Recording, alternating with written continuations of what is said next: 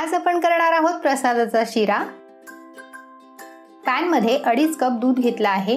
प्रसादाचा शिरा नेहमी दुधातच करतात, पण तुम्हाला जर दूध आणि पाणी वापरायचं असेल तर 1.25 कप दूध आणि 1.25 कप पाणी घ्या।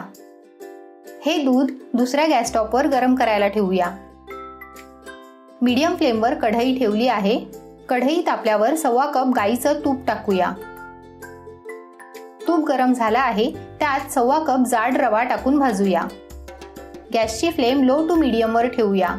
जाड रवा वापरल्यामुळे शिरा मोकळा आणि दाणेदार होतो। तुम्हाला मऊसूत शिरा आवडत असेल तर बारीक रवा वापरा। प्रसादाचा शिरा नेहमी सव्वाच्या प्रमाणात घेतला जातो, जसे की 1.25 कप, 125 ग्राम किंवा 1.25 किलो। रवा 5 ते 6 मिनिटं भाजून घ्यायचा आहे। 6 मिनिटं झालेली आहेत। रवा छान फुलला आहे आणि त्याचा रंग देखील थोडा चेंज झाला आहे। एक पिकलेलं केळं काप करून टाकूया। याप्रमाणे केळं मॅश करत करत रवा परतवायचा आहे। केळं मॅश झालं आहे। 11 काजू आणि 11 बदामाचे तुकडे टाकूया। 2 मिनिटं परतवूया। दुसऱ्या स्टोव्ह टॉपवर ठेवलेलं दूध गरम झालं आहे, त्यातलं थोडं दूध टाकूया। मिक्स करूया।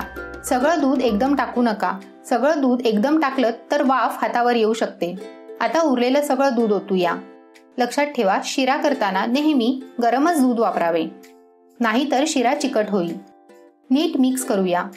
डिस्क्रिप्शन बॉक्समध्ये 125 ग्राम शिऱ्याचे आणि 1.25 किलो शिऱ्याचे प्रमाण देत आहे, ते चेक करा।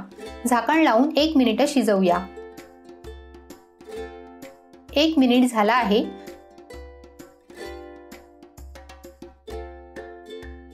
रव्याने दूध ॲब्झॉर्ब केलं आहे। थोडं ढवळून घेऊया।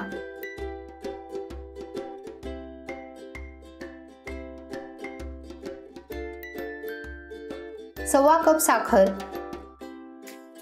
आणि अर्धा टीस्पून वेलची पूड टाकूया।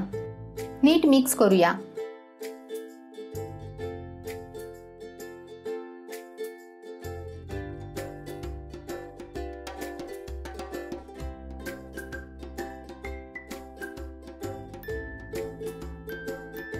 साखर थोडी मेल्ट झाली आहे। शिरा पातळ झाला आहे।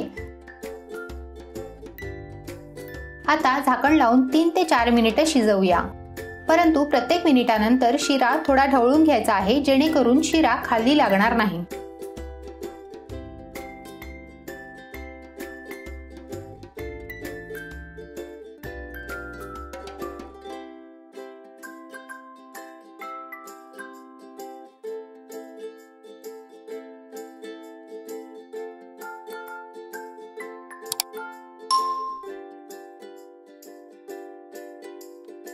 चार मिनिटं झालेली आहेत।